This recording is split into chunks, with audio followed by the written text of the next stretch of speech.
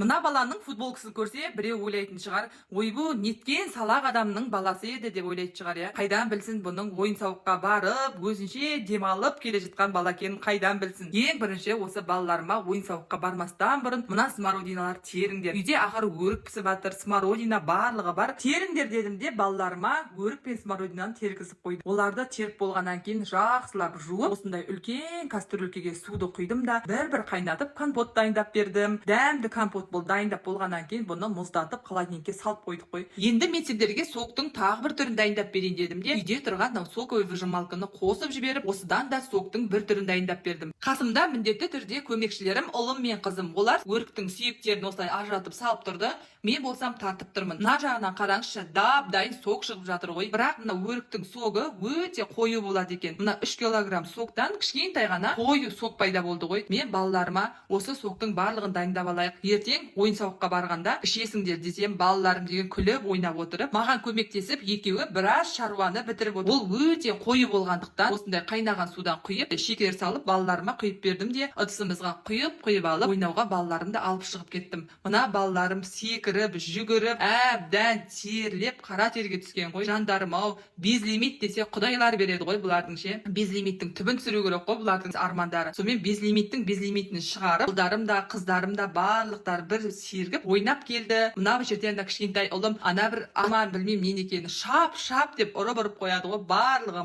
мәз әйтеуір ішкізіп, жегізіп, донерлерін, пиццаларын әперіп, осылай көңілді болып барлығымыз қайттық. Ал мына жерде баламның футболкасының түрін қараңыз енді. Қара терге түсіп ойнаған ғой. Бір артық киімді де салып алу керек екен негізі осындай ойын-сауыққа барғанда. Ал біздің кешегі күніміз осылай өте көңілді өтті.